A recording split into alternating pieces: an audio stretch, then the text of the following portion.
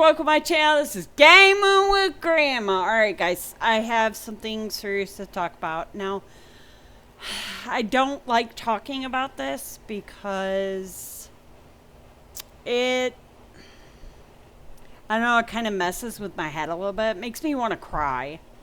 But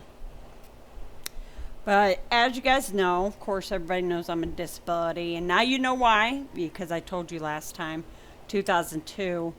I want to tell you a little bit about my story. Don't mind me if I cry, because a lot of times it kind of hits hard with me. I always wanted to write my own story. I always, when I was a kid, I had a great imagination. I would literally go in the woods and pretend this wicked witch was after me, and she would put me in a tree and, torture me or, whatever, and I didn't think anything of it, when I was younger. I think I was like 16. I started to feel like it wasn't me. It was something else. And so I started experiencing little stuff.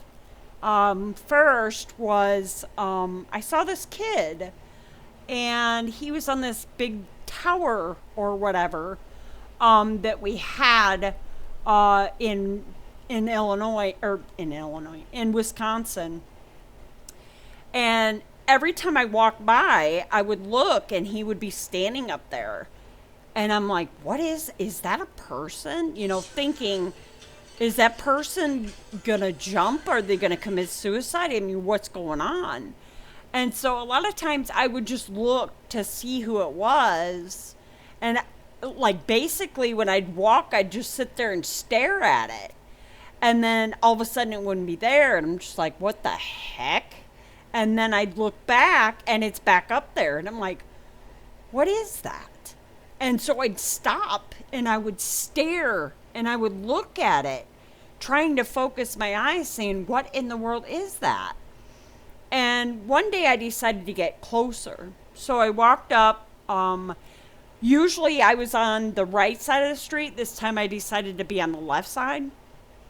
And I was walking up, and it was a boy standing there. And he was like he was balancing on the top of this big, huge building. And I would just stare up at him, like, what's going on, And, I'd be just watching him while I was walking, and then he'd disappear. And then he would reappear, and I'm just like, is everybody else seeing this? No, I'm fine. My mom and dad, they take me to the doctor all the time. There's nothing wrong with me. And then when I started walking more and I seen him, I said, hey, do you need help? And it was like he looked at me. And I don't know what it was, but I just had a feeling I had to help him. Because maybe he was, goofing around up there, and he was going to fall and hurt himself. So I walked closer to it, and I yelled up to the top, are you all right? Do you need help? Do you want me to call, someone to come help? And he didn't say anything. And then all of a sudden I said, I don't see him anymore. So I started walking. And then, boom, he was like right in front of me. And I jumped back and I said, who are you? And he's like, well, my name's Tommy. What's your name? How old are you? I'm 10. I'm like, well, what were you doing up there? You're going to fall and hurt yourself. No. Why are you like messing around up there? That's pretty high. You're going to fall. No. Well, where do you live? I don't know. Well, do you want me to take you home? No. And he was wearing some weird clothes. I didn't understand the clothes that he was wearing. I said, "What are you wearing? Suspenders?" He's like, "Yep." And I said, "Why are you wearing suspenders? Why aren't you wearing, something like this?" And he's like, "No." And I was like, "What's wrong with you?" And he looks at me and he says, "Nothing's wrong with me. What's wrong with you?" And I'm just like, "Oh, so you can speak full sentences?" He's like, "Yeah." I was like, "Okay. So your name is Tommy?" "Yep." And I'm like, how did he change from yep, to full sentences? And I said, "Well, where do you live?" And he says, "Not around here." And I'm like, "Well, if you don't live around here, why are you over here?" "Oh, I died." I'm just like, I look at him and I said, "Why'd you die?" "Oh, I jumped." "Jumped from where?" "From the barn." "What barn? There's no barn around here." He looks up and he's like, "Oh, I forgot." He says, "I jumped from up there." I was like, "Well, you just said you jumped from a barn." "Yeah, I did." "Then why are you saying you jumped from there when you said you jumped from a barn?" "Are you talking to me?" I jumped back. I'm like, "Yeah, I am talking to you." "Oh." I was like, "Are you okay?" He's like, "Yeah, I'm fine. What's your name?" And I said, "Well, my name is Ellen, and I'm going to go home now. Can I come with you?" I don't think my mom and dad would like that. "Why not?" "Well, for one, you're wearing weird clothing, and you're talking weird." "I talk weird?" "Well, kinda." And he's like, "Well, you talk weird too." "Okay. Well, I gotta go home now." "Okay. See you tomorrow." So I started walking and I felt like he was like right behind me. I was just like, please don't let him follow me home. I turned around and he wasn't there. And I was just like, where'd he go? And I'm like looking all over. Where in the world did he go? And I get home and I drop my book bag and I go upstairs and I'm sitting on my bed and I'm just like, what was that? What is going on? And then all of a sudden I heard, "Hey, what's up?" He's sitting right next to me. I was like, "How'd you get in my room?" "Oh, I just came in your room." "No, how did you get in my house?" "Well, I thought you wanted to be my friend." "I do, but I didn't want you to come to my house." "Well, why not?" "Because my mom and dad." "Oh, they can't see me." "Wait, they cannot see you?" "No, you're the only one that can see me." "Well, if I'm the only one can see you, and my parents come in here, they can't see you?" And he's like, "Yep." I was like, "Well, how do you know I'm the only one?" "'Cause you're the only one that asked if I needed help." "Oh, okay. Okay, so..." And then he's like, "You want to be my friend?" Sure, I'll be your friend." "Cool. What do you want to do?" "I don't know. What do you do?" "I don't know. What do you do?" Read a book." "Ooh, what book do you like?" "I love Tom Sawyer. That was a really good book." I said,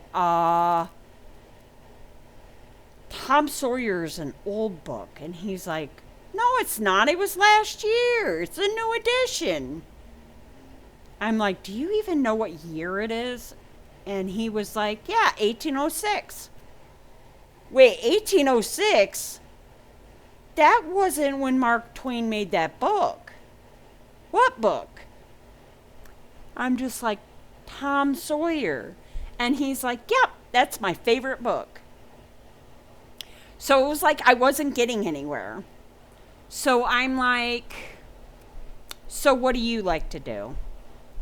Well, I like to stick my feet in cold water. Okay. What?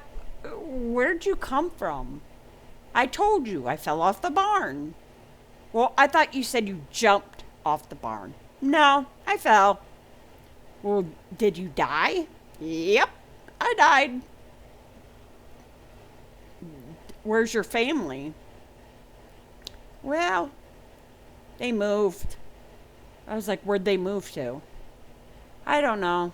After I died, I watched them pack everything up. And then a bunch of people came in and tore the barn down. And then they built this big, huge thingy. So I kind of just hanging out up there. And I said, you couldn't leave the property? No, not until I saw you. And I'm like, okay, this is really weird. And I said, well, what do you want to do? He's like, I don't know. What do you want to do? I said, well, I have a book. Cool. What book is it? It's called Stephen King It. Who's Stephen King? I said, he's a writer. What's a writer?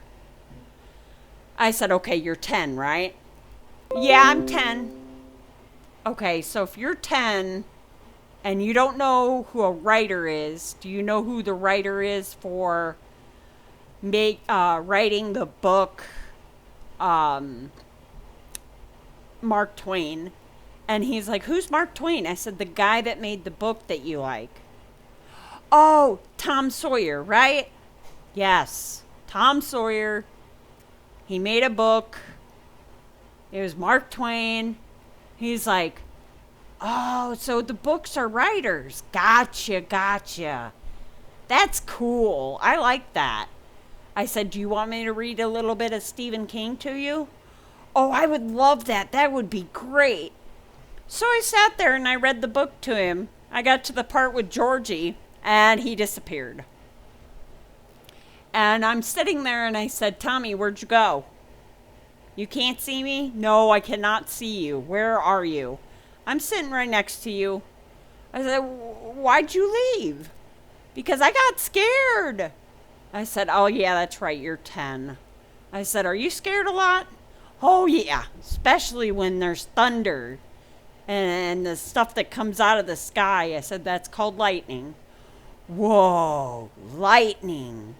It's pretty sometimes. Yeah, it's pretty. Well, I gotta go eat supper. Ooh, can I come? Tommy, whatever. I can't take you downstairs. Why not? Because I can't talk to you around my parents. Well, why not? Because if they can't see you, me talking to you will make me look nuts. I like peanuts. Do you like peanuts? I'm like, okay, do me a favor. Stay up here. When I'm done eating, I will come back upstairs, okay? Okay. I go downstairs to eat. And I'm sitting there eating my food. And all of a sudden, Timmy sits right next to me. And I jumped about 5 feet. And Timmy's like, wow, what is that? And I looked over at my mom and I said, Mom, is it okay if I eat in my room? And she's like, no, you know the rule. We have to eat as a family. I'm like, I'll be right back. I gotta go to the bathroom. And Timmy's like, I ain't going into the bathroom with you. I said, come here now. And my mom's like, what'd you say? Nothing, Mom. And I said, Timmy, you can't do this. I said, if I start talking to you, my parents are going to think I'm on drugs. What's drugs?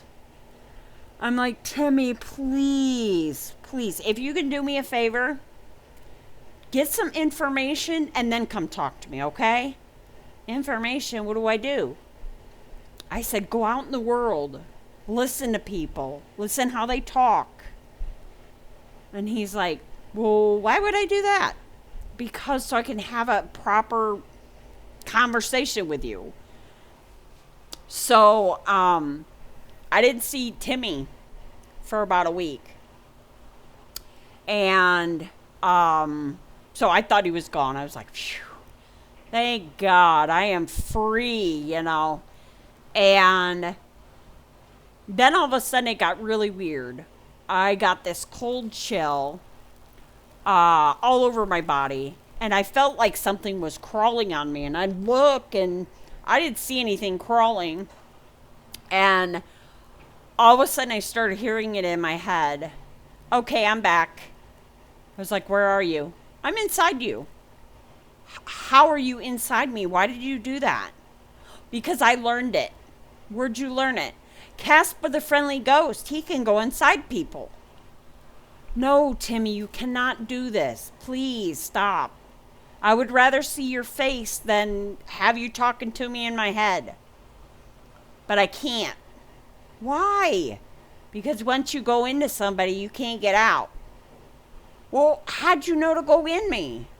I don't know. I was like, okay, we're not doing this. We're not doing this. Nope. But everywhere I went, he was right there in my head just talking to me. I would be in class and he'd be like, these people are idiots. They don't know nothing. And I'm like, Timmy, please stop. And the teacher looked at me and sent me to the office. And I went to the office and the teacher's like, what's the problem? I said, I don't know. The teacher sent me down here. Well, did he say anything? He just told me I was talking to myself. And the principal says, are you talking to yourself? I said, no, I'm talking to Timmy. And then realized what I did. And she said, who is Timmy? I said, well, it's a boy that jumped off a barn. He died, and now he's in my head. And they looked at me, and they said, oh, okay. Well, you can go back to class. Okay. I went back to class. There was no discussion on why he was in my head. They just, okay, well, go back to class. Okay. And I was walking through the hallway, and I had this note.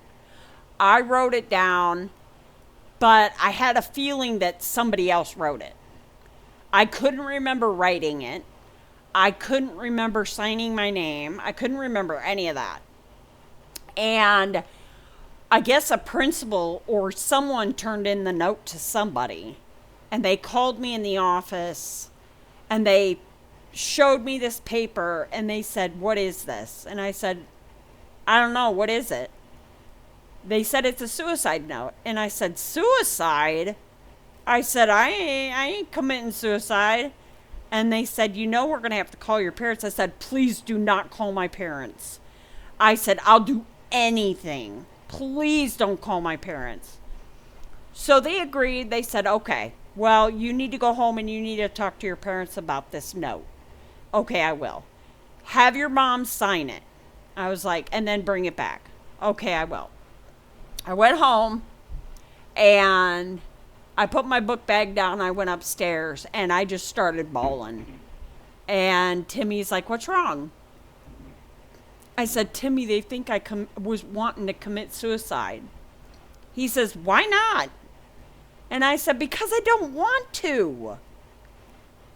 Well, why not? He just kept asking it over and over and over. And finally I said, okay, I got to do something to get rid of this because I cannot handle this. This is crazy.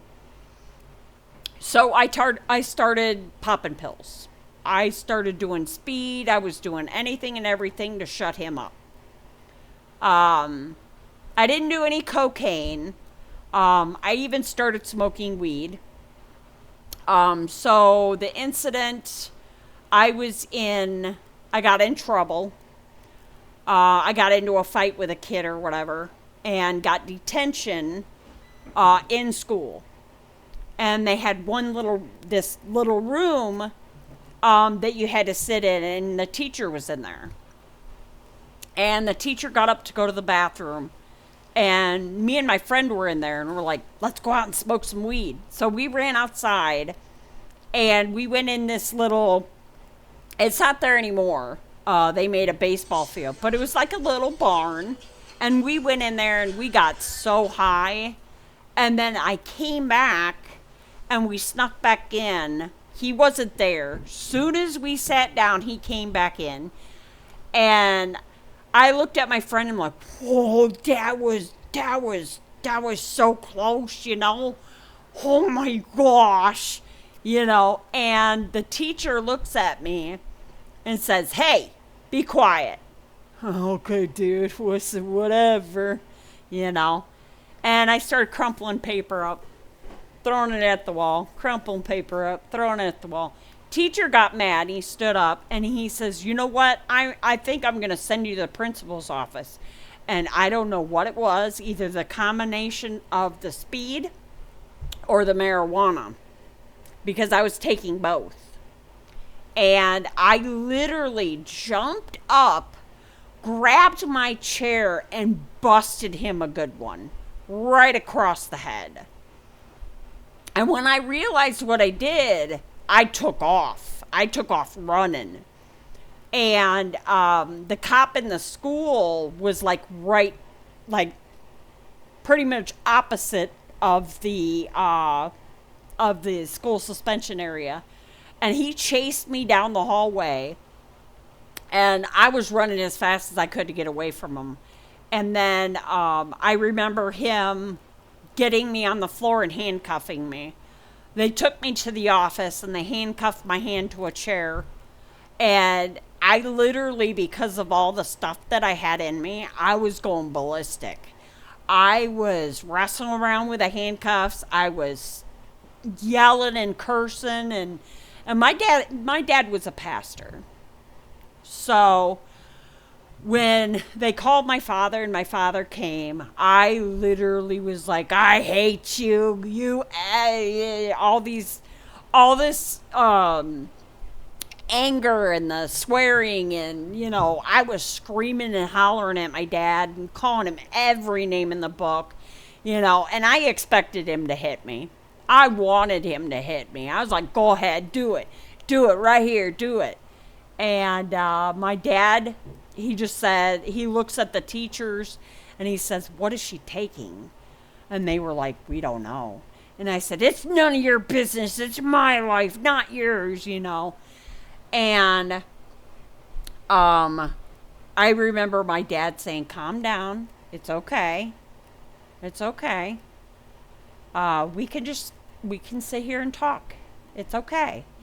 And after a while, the weeds started wearing off, and I was just like, Dad, I'm sorry. I didn't mean to say those things. I don't know why I did those things. And the police weren't going to charge me with anything. And I think it was the effect that the cop that had handcuffed me, that tackled me to the ground, he knew me.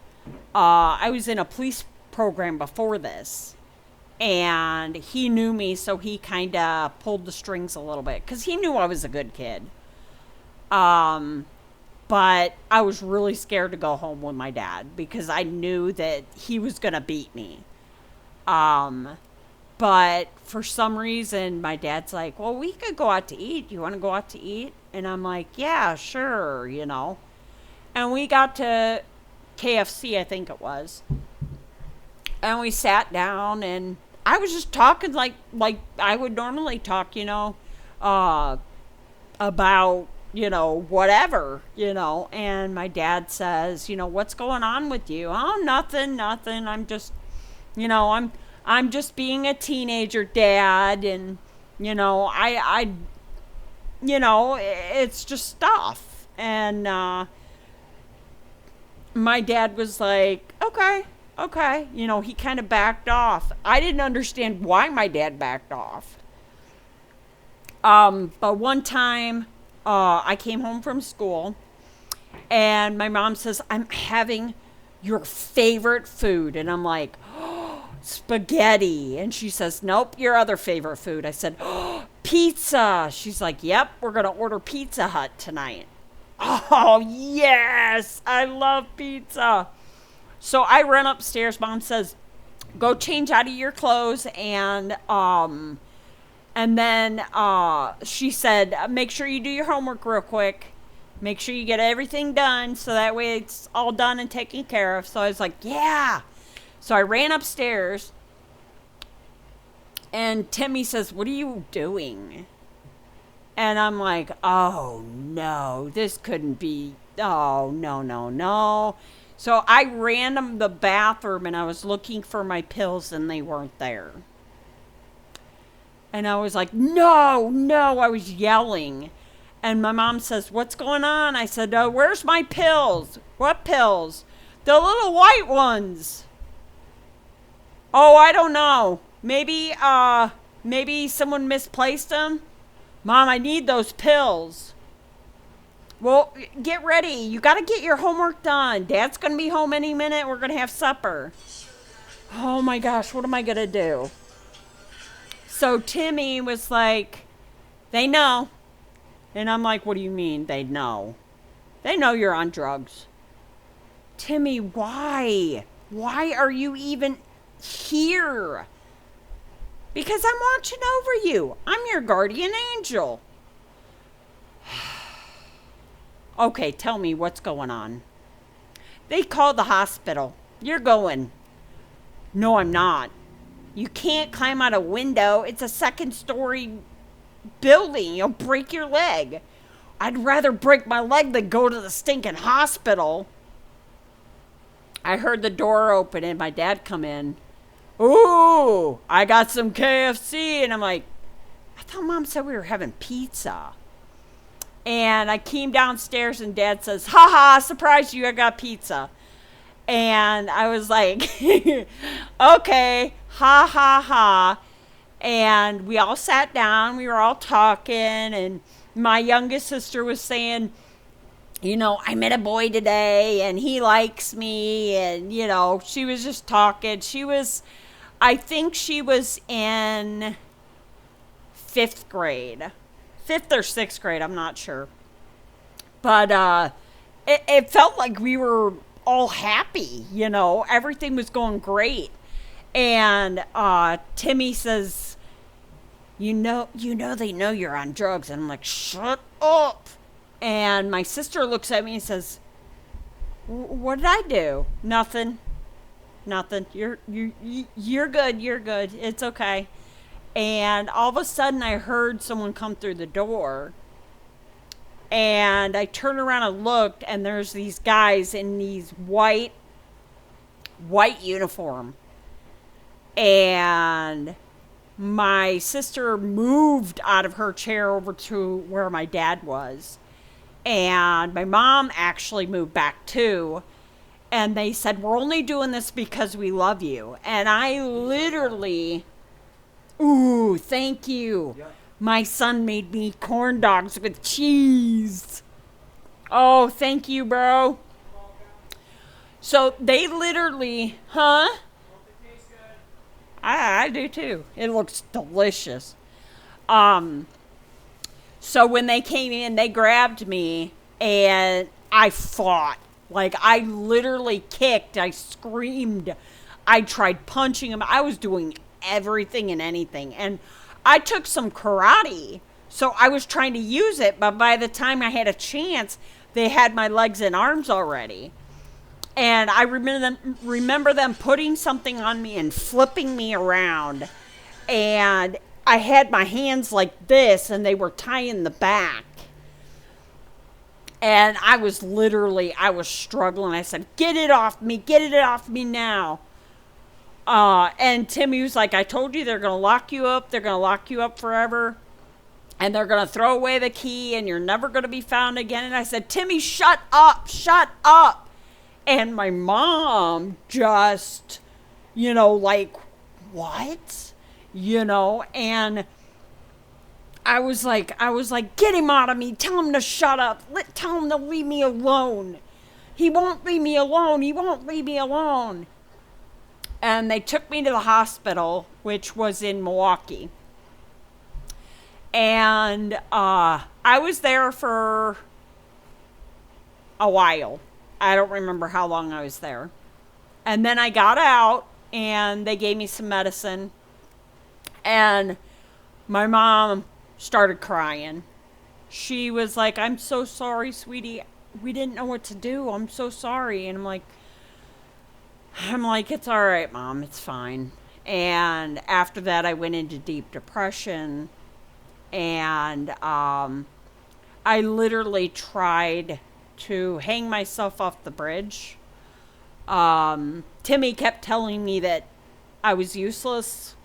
My life meant nothing. Um, it got darker and darker. And then it seemed to like change after a while. I quit taking the medication. Timmy sounded more happy. So I was like, okay, it's the medication that's doing it. It's making him mean. So I basically I dumped the pills. I pretended to take them for my mom and dad, and I put on a happy face when I was around them, but I literally was miserable. There was so many things happening, in my life. I saw my best friend. They were playing Russian roulette. He blew his head off. I was right next to him. I tried doing CPR, but it was too late. He was already gone.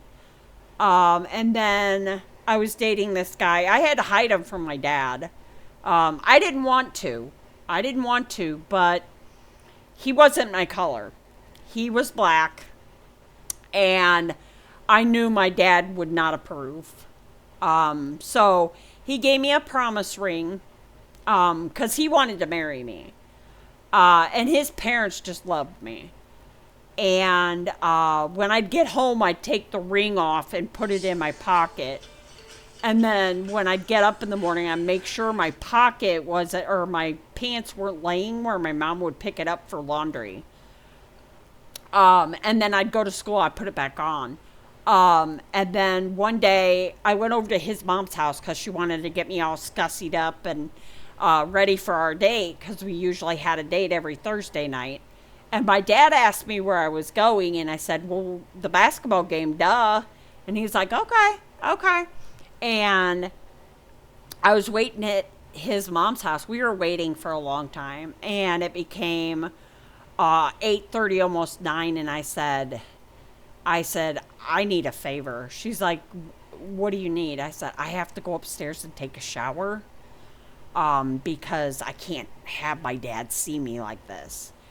And she's like, "Well, just leave the makeup on, and you can take a shower. Just leave the makeup on." And I said, "Do you think that's going to be okay?" And she said, "Just tell him, your friends gussied you up, and you didn't like it, so you went to the gym and you washed your hair and took a shower." I said, "That'll work." And then the next day I went to school, and everybody was crying and really emotional. And I'm like walking in school, and I go to his locker and he's not there. And I was like, "What's going on?" And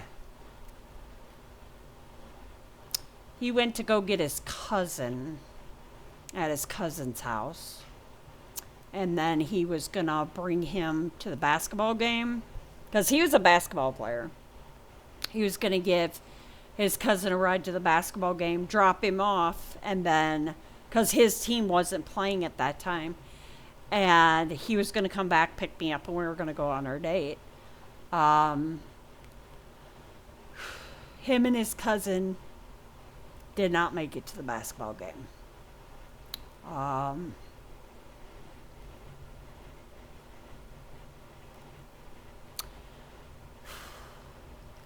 He was gunned down. Him and his cousin were found in the car, and someone shot both of them. My boyfriend had 9 shots, 2 in his head and some more in the rest part of his body. I know they said that he had a gunshot in his hand because he was trying to, I guess, block the gun. And I couldn't say anything to my parents. I couldn't say anything to my sister.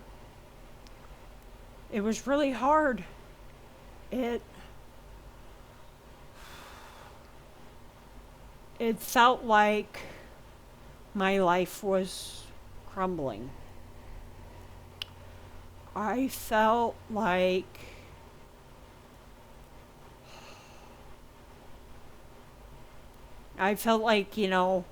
how the mountain, crumbles and the rocks come down on you, and that's what I felt.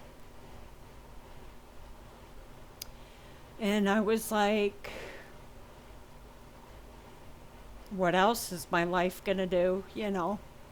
What's even worth living? So that's when I tried to take the rope, put it around my neck, and the water had ice. And I said, if the rope doesn't kill me, the water will.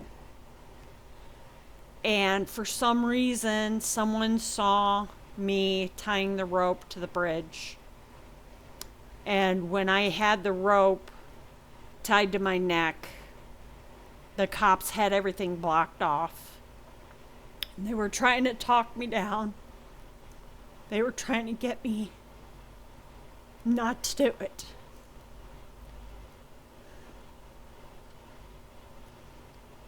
But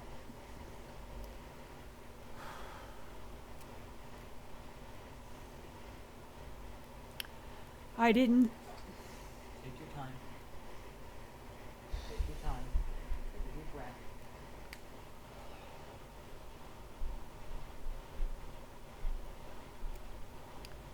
I didn't feel that my life was worth living.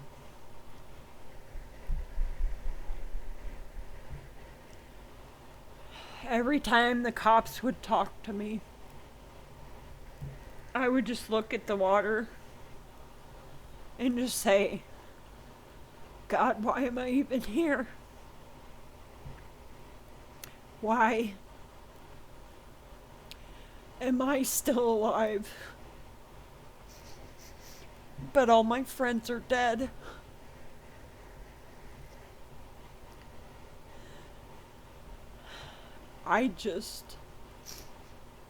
I felt like there was no one I could talk to.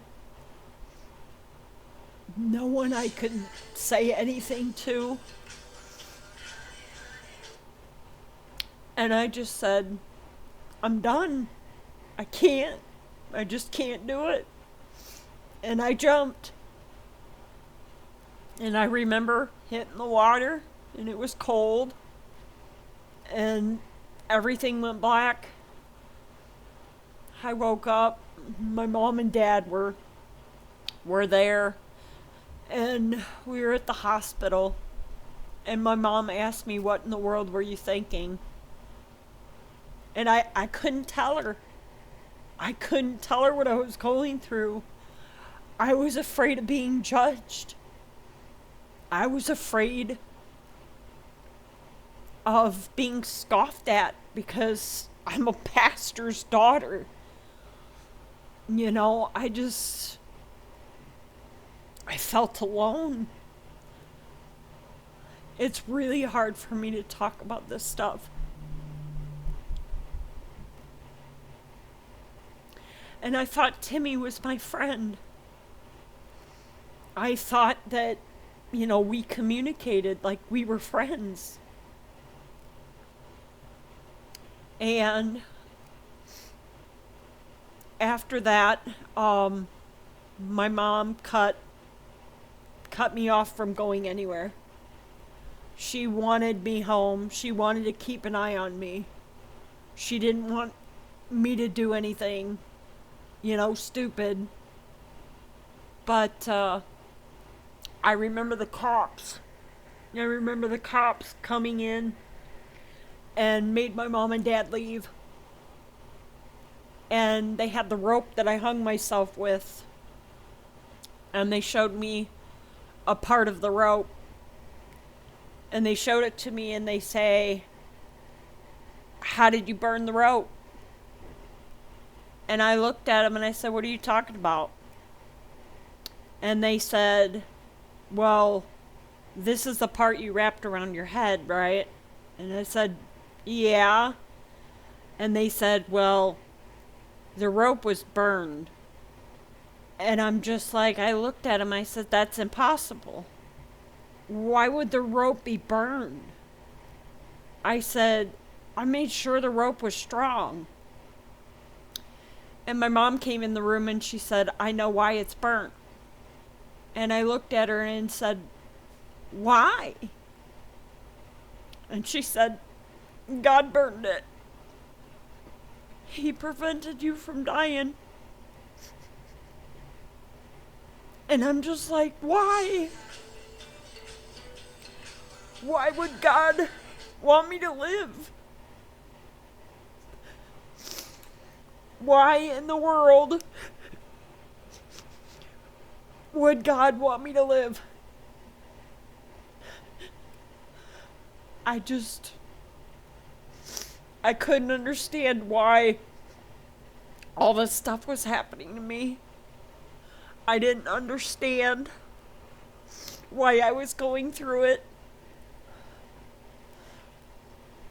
You know, I thought for sure my parents are gonna put me in a mental hospital. But the hospital would not let me leave. They said that someone was gonna come in and talk to me. And I knew that they were gonna do it again. They were gonna put drugs in me, and Timmy was gonna get mean. And so they asked me, "Are you hearing voices?" And I told them no. I said, "No, I'm not." And they said, "From your records, you said Timmy was inside you." And I said, "No, he's not here. He's not in me anymore. I got rid of him." And they looked at me and said, "How'd you get rid of him?" I said, "I don't know. I just don't hear him anymore." And I heard Timmy say, "You're a liar." And I did anything and everything not to answer him. And I was released into my parents' care. And my mom, she constantly had to watch me. She watched me before I went to bed. And I got to the point where I didn't want my parents at me 24/7, wondering if I was going to kill myself. And my mom had told me I was grounded. And I got really mad. And I refused to be grounded. And so I left. I left the house. And I walked the streets for 2 days. The first night it rained. It downpoured rain.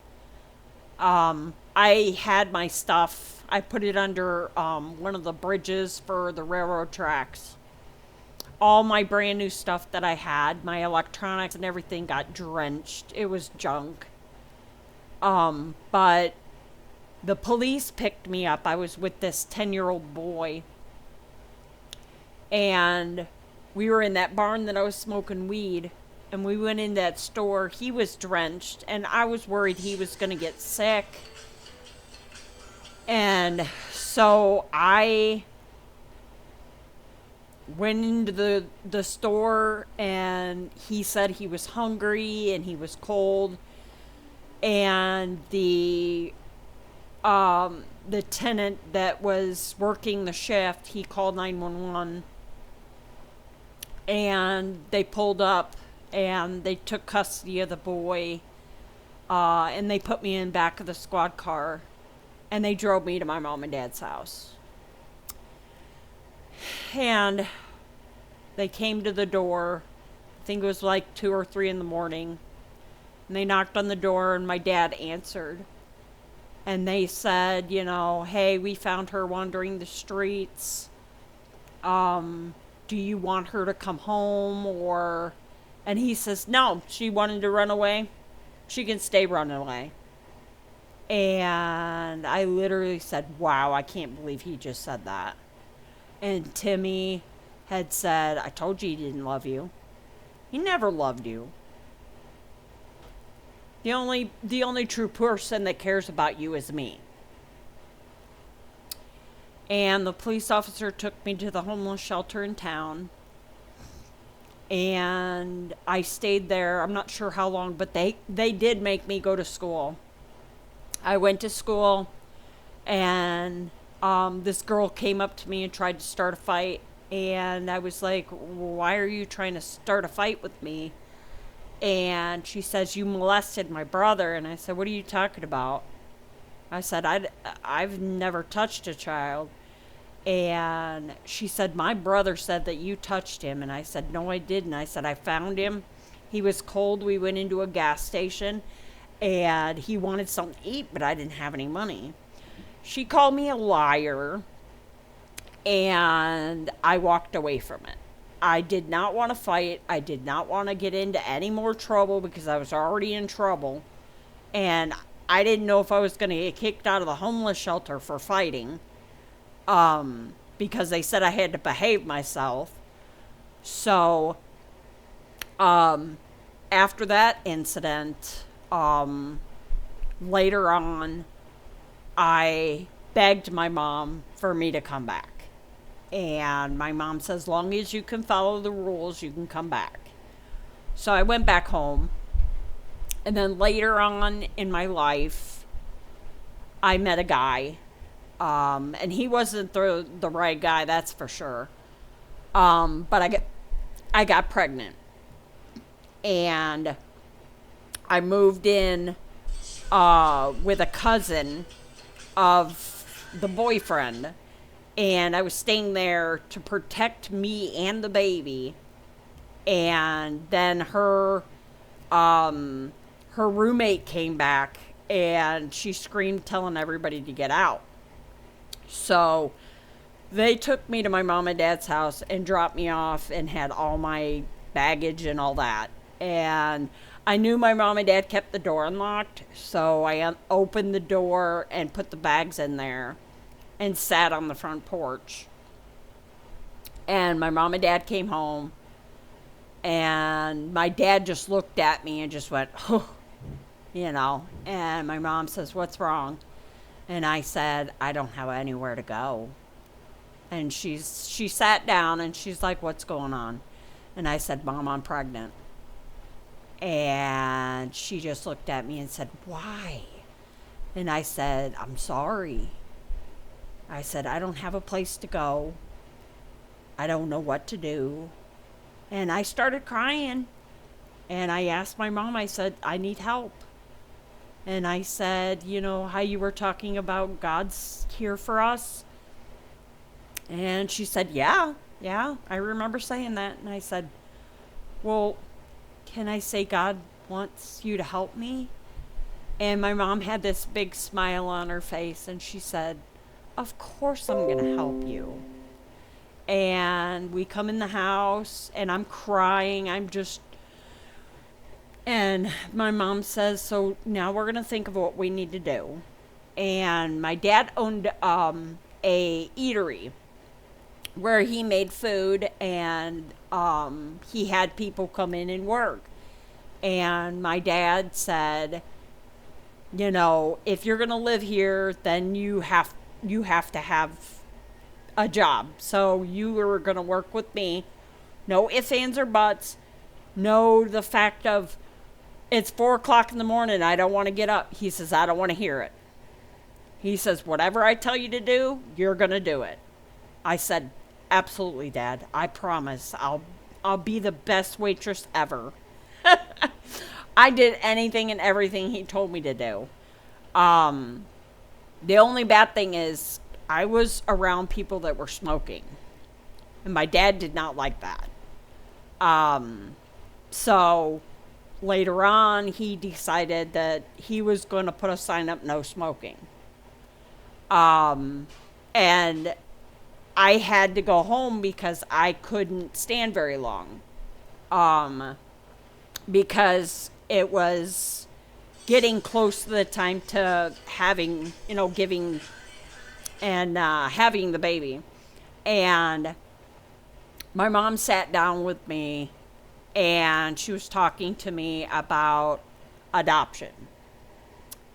And when my mom says, we could have someone take the baby and raise it like their own, and, then you don't have to worry about, having a baby and trying to raise a baby. And I looked at my mom and I said, Mom, I said, God gave me this baby. No matter how I went through what I went through, God wanted me to have this baby. No matter what circumstances I was in, I wasn't about to just give my baby up. I couldn't do it. I was 21. I was really young. But I told my mom, I said, I'm keeping the baby. And my mom says, okay, that's all we needed to know. One day I came home and we had these chandeliers up above. And my mom kept asking what name I was going to name the baby. And I said, I do not know. And one time there was no wind. And I heard the chandelier kind of moving. And I said, hey, Mom. And she's like, yeah. And I said, God gives you signs, right? She's like, yeah. I said, well, I just got a sign from God. He wants me to name her Crystal. My mom looks at me and says, oh, that's a beautiful name, Crystal. I love it. Then she looks at me, what's her middle name? And I was like, Anne. And she's like, Crystal Ann, oh, she's going to be so pretty. So my mom made this ice cream cake. I will show you guys a picture. I didn't even think of having pictures out. But yeah, she got a cake from Dairy Queen, which now they have in grocery stores. You can get ice cream cakes in grocery stores. But back then they didn't have them. And we had the ice cream cake and I was holding up my little girl, and it was the best feeling in the world that I could take care of a little thing that had itty bitty fingers and itty bitty hands, and it was just me and her in the world. I felt like everything just started clicking, and I was so happy. I was so joyful. I just felt like I was connected, it was like all that stuff I went through, all that pain, all that agonizing, all the pressure of society. And it was just like, wow, I can't believe this baby came out of me. It was like everything just disappeared. Everything was gone. And she... You can't say that. Yeah, my son. Well... Pain doesn't just go away. Well, it does when you have a baby. But, yeah, I don't know what it was, but I felt like everything was perfect. I had a baby. Everything was great. Peachy Dory, I thought nothing could stomp me down. And then I heard of another friend. She was driving with her boyfriend, and they were going on this road that it's like a zigzag type thing. And I'm not sure. I think they were drinking. And they were going really, really fast. And I guess they went over the top. And her neck broke. She died instantly. And that broke my heart. That right then and there, I was just like, why? Why are these people, why are these things happening? I mean, I had so much joy and so much wonder. And now this again? And I'm like, what is going on? And then Timmy was back. I was very upset. But at first I kind of turned it into a game. Where's my keys? He would tell me exactly where my keys were. I lost my purse. Where's my purse? He'd tell me where they were.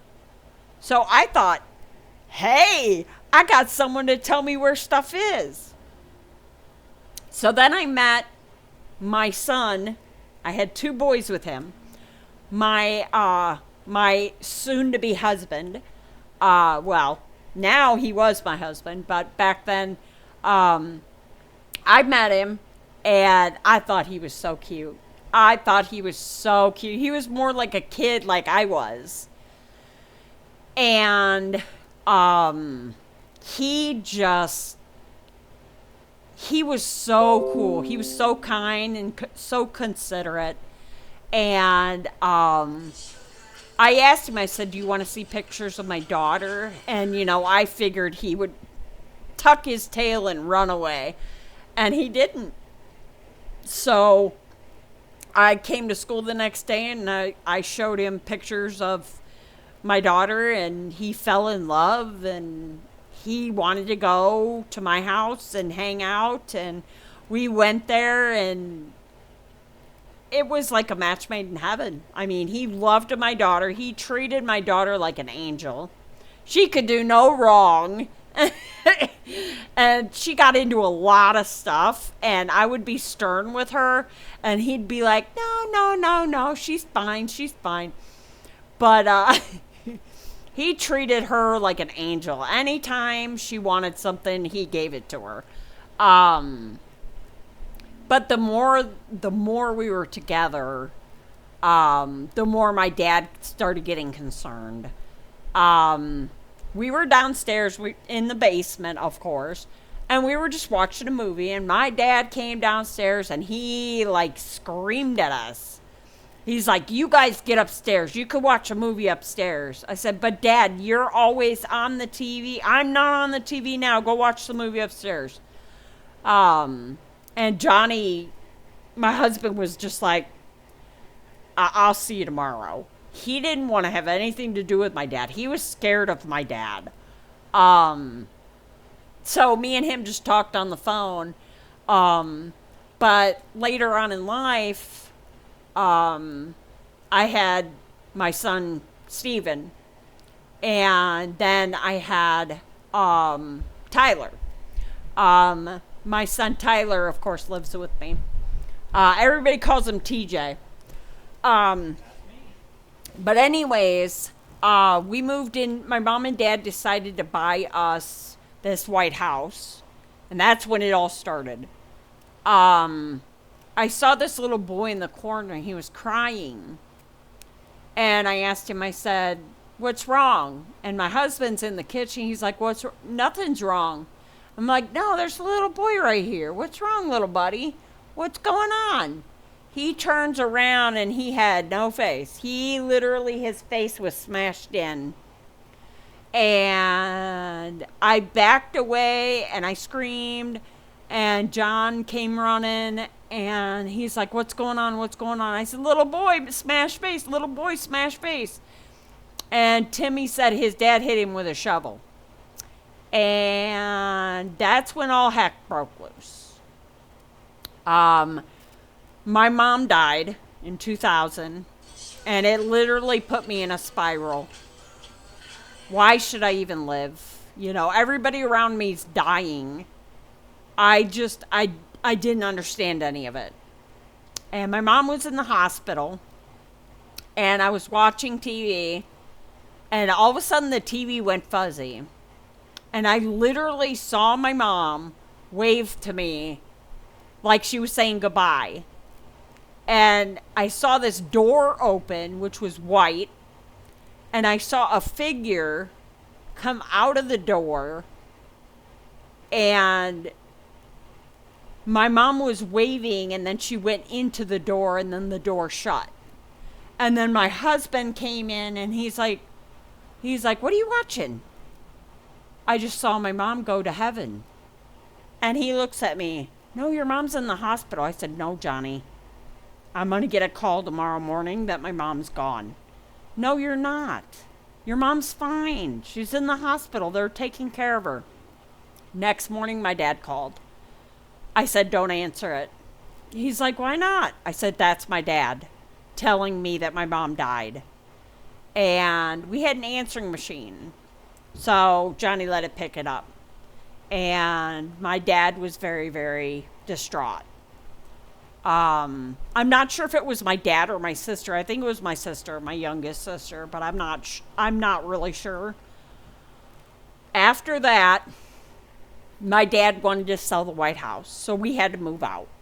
We moved to Janesville, and that's when all heck broke loose. I got a job. I started passing out at work. I was a waitress, and I was seating people that weren't even there. There was a family that came in. I never even noticed what they were wearing, their clothes or anything like that. And I walked over and I had them sit down, and I was asking them what they wanted to drink, and they all asked for water, which was really weird because normally, people don't order water. So I was getting ready to go fill water, and one waitress comes up to me and says, who were you talking to? And I was like, the family over there. They want just water. She looks over there and she's like, sweetie, no one's there. And I'm like, no, they're right there. And I turned and they weren't there anymore. And I'm just like, well, they were just there. She's like, sweetie, you sat nobody. And I was like, are you sure? She's like, yeah, there was nobody there. You were talking to nobody. And I was like, oh. I was like, oh no, something's not right. And after that, that's when I started passing out. And people felt sorry for me because I would try. I tried to push through whatever I was experiencing.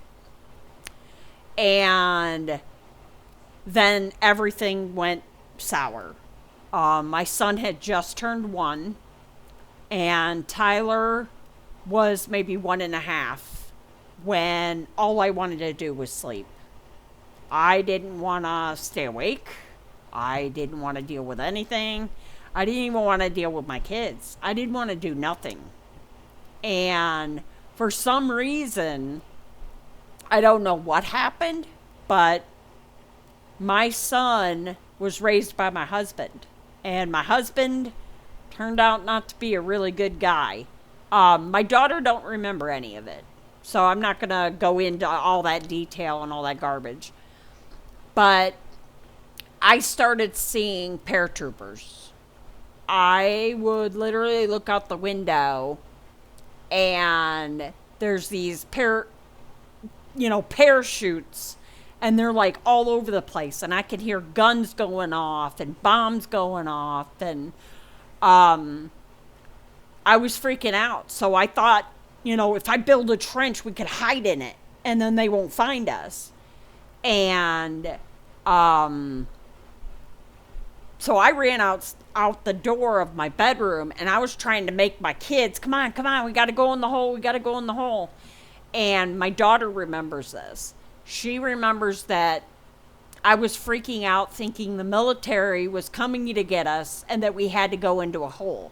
She said I was digging in the closet, and my husband came in and tried to stop me. And I don't know what happened after that. I remember trying to get my kids in that hole, and he wouldn't let me.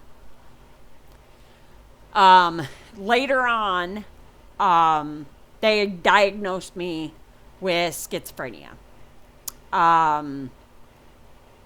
And after they found out I had schizophrenia, they found out I had bipolar. They found out I had a stress disorder. A lot of times, when I'm doing something, I'll get a voice say something like, you're not smart enough, or you're not worth it. I always think it's my conscience. It's not like a voice. I think it's more of a conscience thing because my self esteem is not the greatest. Um, because when I was hearing the voices, they were different voices. They weren't just one. They were many. There was like thousands. They would whisper to me, "You're not worth it. You're a piece of trash. Everybody's looking at you. You know, you're scum. You're dumb. You're an idiot. Go ahead, grab that, drink that, eat that."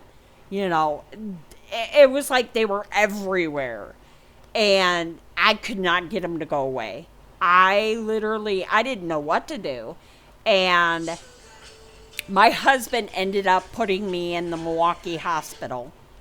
And then that's when they evaluated me with schizophrenia, bipolar, stress disorder. Um, so it got pretty bad. And my husband he had no choice. He had to put me in there because he didn't know what to do. Um, so he was with the kids. He didn't hit them or, like beat them or anything like that. I mean, I never knew, what he did with my kids. But my daughter, that was later on, though. That was later on when your dad would beat you and stuff because he was drunk. But, yeah, I don't know what happened when he was really little. I don't even think it was just when he was drunk. Yeah, I don't know. But he never hit me. That's one thing he never did. He never hit me. I never seen him punch the kids or, throw the kids somewhere, or I never seen that kind of violence out of him. He would literally, take his belt off and swat him and, but when me and him separated, it was a little bit more than that. And I didn't know that when he had the two boys. But yeah, when they diagnosed me with schizophrenia, there was a lot of times I literally tried to kill myself. I grabbed my husband's hunting knife and I was cutting my wrist, and I was doing anything and everything because these voices kept telling me that your kids are going to die. We're going to kill them and all this other stuff. And it was like I couldn't do it. I couldn't deal with it anymore. So I was trying to slice my wrist. And my daughter, I think she ran upstairs and got my husband. My husband came down and he took the knife away from me, and he cut a deep cut on his finger. And then they sent me to the hospital. I got home and his finger's all bandaged up. I said, "What happened to your finger?" He said, that knife you had, you cut me." I said, "Dude, that knife wasn't even sharp." I said, "They looked at my wrist. There was nothing on there. But I saw cuts and bleeding and blood just pouring out. I was bleeding to death." You're going to reheat them? So, yeah, I was literally seeing blood everywhere. And I heard the voice say, "Ha ha ha, you did it. You finally did it.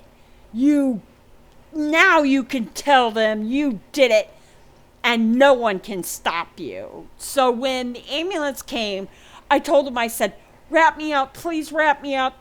It's bleeding so bad." And they were trying to tell me there was no blood.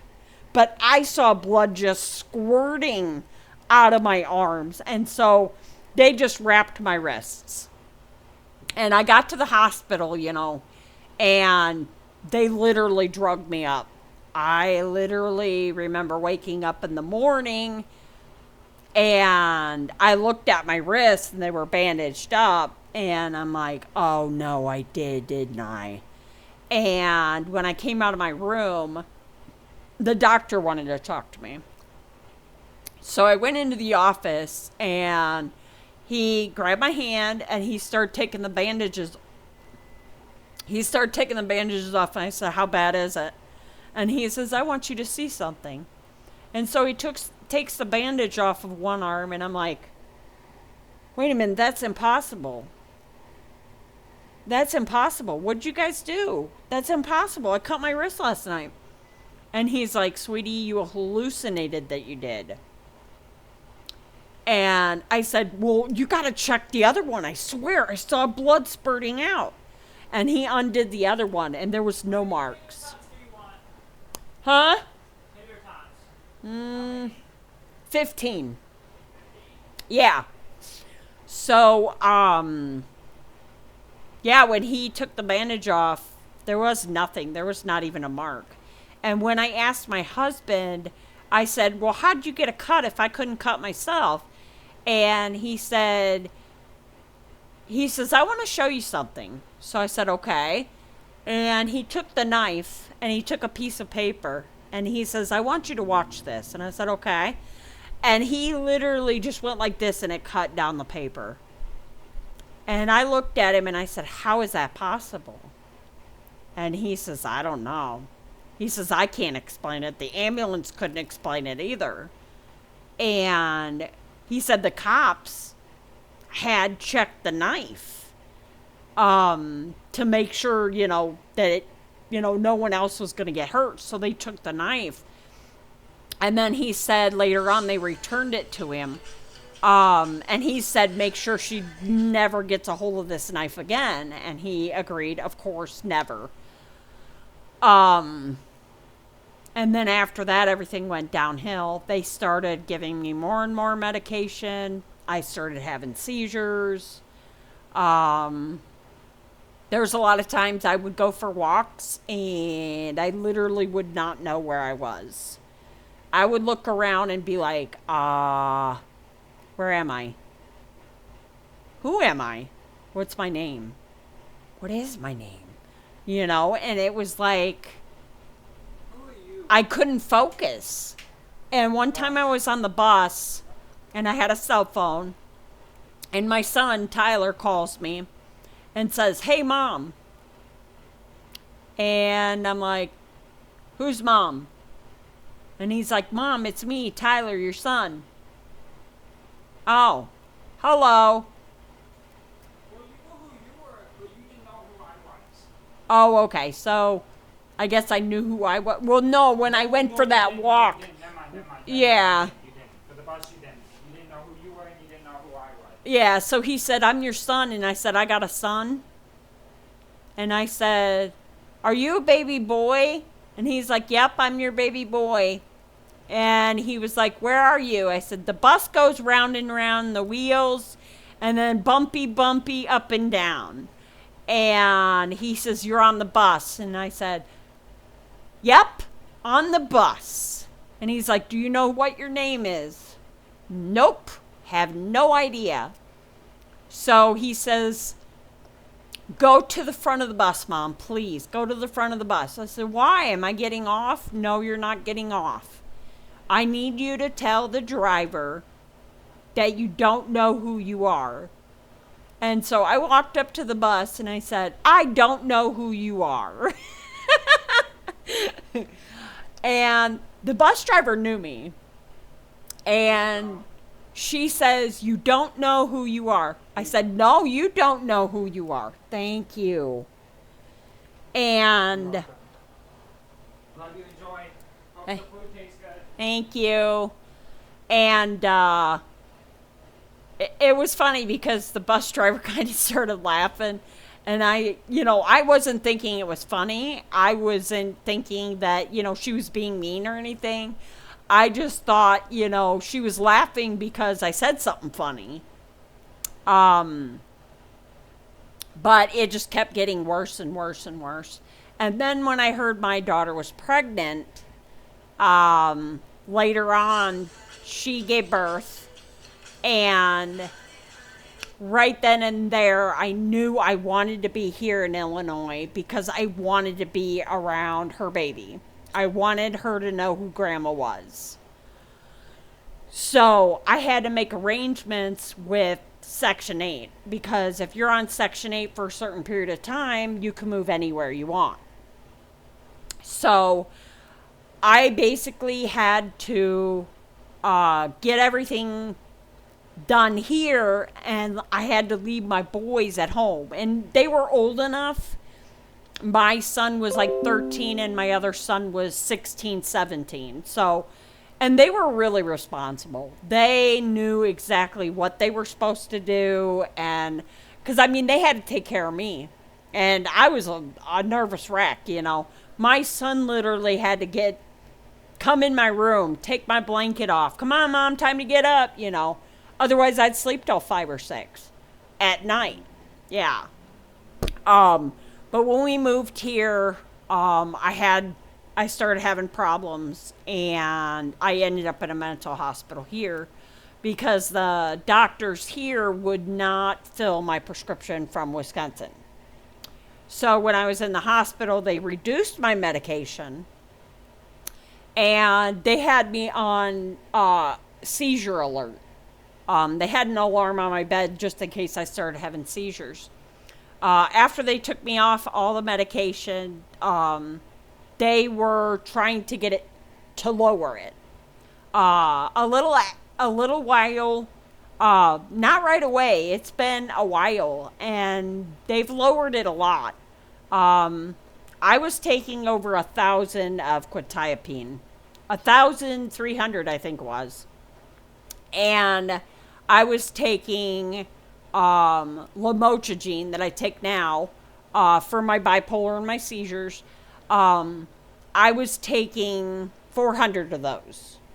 And then I had some other medications that they had me on, and it spiraled. And when the doctors at the mental hospital couldn't believe how much medication I was on, they literally said that if I would have stayed in Wisconsin 3 months and I would have died. I couldn't believe it. I thought, whoa. And, you know, now I understand why I didn't die. Because I have a great family. I have a great support system. You know, I have my daughter. I have my grandbaby. I have my soon son-in-law. I have my son. I have God. I have everything I need. And, yeah, that is my mental illness. So if you guys are dealing with mental illness, I advise you not to ignore it. Don't ignore it. Don't think they're going to lock the key and you're going to be in there forever, because it doesn't work that way anymore. That's what I thought. Because, I mean, it was the 80s. So I thought literally if I told people what was going on, they were going to lock me up and throw away the key and I'd be done. They have medications now. I don't hear those voices. I don't see things. I don't have any of those problems. I mean, I have my moods. I have my mood swings. Everybody does. Sometimes I feel like, ugh, I don't even want to get up and take a shower. But I always remind myself, if you take a shower, you'll feel better. And a lot of times, you know, I feel like God nudges me a little bit, saying, you know, you want to take a shower, let's go. You know. But yeah, things have gotten way better. You know, I look back when I was 16, and, you know, if I would have ended my life, I would have never had my daughter and my 2 boys. I would have never experienced being a grandmother twice. My son in Wisconsin, he has a child. But him and his girlfriend's relationship, I won't go into that. But I love my kids. I love my grandbaby. I usually pick her up Thursdays and Fridays from school, and it's the best thing ever. I usually tell my son-in-law, don't pick her up till you pick her mom up from work. Because I want to spend as much time as I can, because I don't know when I'm going to die. Anytime me and my son walk away from each other, I love you. Anytime we go to our rooms, I love you. We always say I love you, no matter what. I mean, there's a lot of times he'll walk out of his room, Mom, I love you. I love you too. Because you never know when, you know, it's the... You don't say it back, I know she doesn't hear me, and I come back out here and I say, I love you. Yeah, if I don't hear him, he'll come back in here and he'll say, "Hey, Mom, I said I love you." So, yeah. So, mental illness is nothing to wait on. If you feel like something's not right and it's not a you, because you know who you are, you know who yourself is, you know what you are supposed to feel. Only you can tell someone what's going on. Because if you don't tell someone what is going on with you, you're not going to be able to get the proper help. So that's my story of my mental illness and my bumpy road to my life. So hope you guys enjoyed the video. Thanks guys so much for watching. I'm going to eat before my son shoots me. Not real, but you know what I mean. He'll be like, "Mom, eat your food." Yeah, so I gotta go. I gotta eat. So, love you guys. Take care. God bless. And I'll see you guys next time. This is Grandma signing out. Adios, amigos. Doses. I'm out.